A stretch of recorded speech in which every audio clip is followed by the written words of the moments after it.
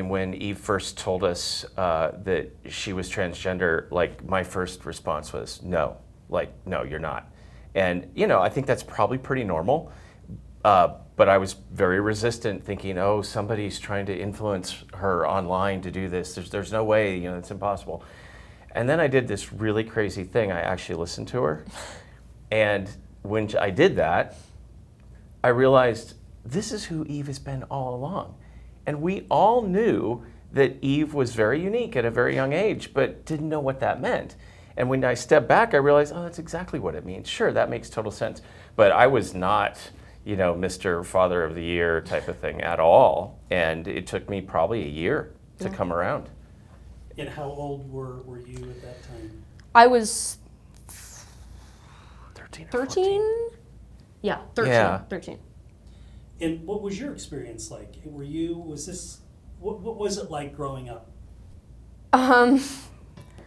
That's such a hard question because I don't have anything to compare it to, Like I've never lived any other life. But I don't know. I don't know. Because I've read people say, I didn't know what it was. I just didn't feel right. Yeah. No, I definitely. And I read somebody had said that, I didn't think I was a girl. I just kind of knew that there was something wrong. So what was your experience up until then? So if you want me to really get into it. Oh, yeah. So, like when from the earliest I can remember, which is about like 2 years old or so, like I always identified so much more with like my mom and my sister than my dad, And I would look to my sister and my mom to see who I was like supposed to be, right? And so then by the time that like preschool rolled around, right, that I'm sure that I was told that I was a boy before that, right? But that was the first time where it really meant something. And it didn't mean anything to me, but it meant something to other people, to see me as that.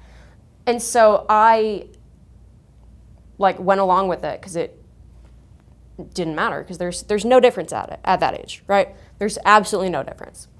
And so then by the time I was in like 3rd grade, I started to feel like really alienated because of this identity that was put on me.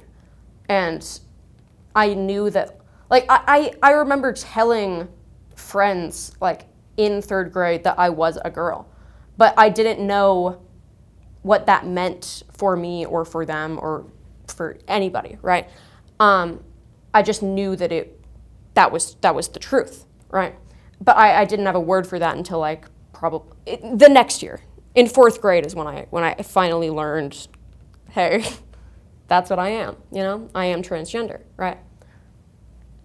Okay, and then kind of leading up to this when you were 12, 13 years old, telling your dad, what was that whole experience like? Well, I had told my mom first in our family. And then my sister found out somehow. I don't know. It was super low key, and it was pretty nice because I didn't have to do anything or say anything, right? But then I don't remember exactly how it went down for my dad, but I remember it being like almost more low key than it was with my sister when I like actually told him, which I think is really interesting. I probably hid what Oh, for sure. Yeah. For sure. Eve probably didn't see my responses. I think I dealt more with my wife on that one. And ironically, we had a very close family that we were friends with in Nampa who also, they had a transgender son, a little older than Eve, more the age of our eldest daughter. Yeah. That were going through the same thing at the same time.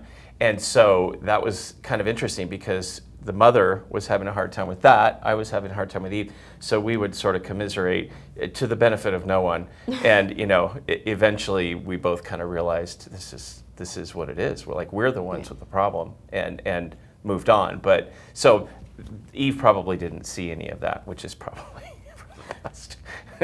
But there was a transition where there was kind of like, I don't know, like a wait and see as you were thinking? Kind of, yeah. No, that's a good way to put it. Yeah, and that lasted probably about 2 months. And then I realized, oh, no, this is not. And Eve, you were just getting worse and more despondent. Yeah, pretty much. Yeah. And suicidal. Yeah, definitely. Just because of, and I don't know, maybe help explain to us. Well, yeah, those so feelings. explain why I was feeling them or what I was feeling. Yeah, what you were feeling. I mean, I think you pretty much nailed the head there. I just felt more isolated, even from people who I was like out with, you know? And I was definitely like, if I went through like male puberty, I wouldn't be around right now. Like 100% I would not. Because it was, I don't know, I was like trapped, you know? And I felt like there's no way to stop that. Okay, so talk about kind of the specifics of this bill, you know, that, and really the Idaho bill goes a lot further than, you know, like Utah. Anything before it, really. Yeah. Puberty blockers, hormone surgery. So how would this affect you? It would stop me from having access to any of that, which would be super, super detrimental and potentially put me back in that headspace that I was in, which is terrifying, like absolutely terrifying. I mean, imagine if you're living your life finally at a place where you have found who you are, and somebody with no stake in the game, none, has nothing to do with you, has never met you. By the way, I sent 30 letters to senators and representatives over the summer offering to take them to breakfast with our family so that they could get to know us. Not one responded, not one. So imagine that being taken away by somebody who doesn't even care enough to spend 30 minutes with you. Exactly. Yeah. I can't imagine. And if I can add on to that, during the hearing, Representative Young was talking about how she has spent a day with a detransitioner, and that's changed how she views being trans or whatever. And I was like, have you ever spent a day with, you know, a trans person? Like the people you're directly affecting with this bill? Have you ever done that? That's really problematic. Yeah, and I very think much as so. a parent, just drawing myself out of this, from a political point of view, as a parent, what do you tell your kids? And our kids are super smart, but it's like, what do you tell them when we live inside of the Capitol? When we're on our front porch, we see the Capitol. Yeah. So that building over there, for 4 months out of the year, there's going to be people from all around the state that are going to come here and try to devise ways to increase your suffering. Yeah. How do you do that as a parent? How do you explain that as a parent? Rather than this is the people's house where people's representatives come to do good things for people, it is all about creating suffering for people that they are uncomfortable Absolutely. with. And I can't for the life of me understand that, but it's hard as a parent because we can't protect her at all. We can do nothing except leave the state, which is our next option, quite honestly. So it upsets me. It really upsets me a lot. It's so interesting because for the first 2 years of my transition and of people seeing me and treating me as a woman, I never heard anybody talk about trans anything ever for those 2 years.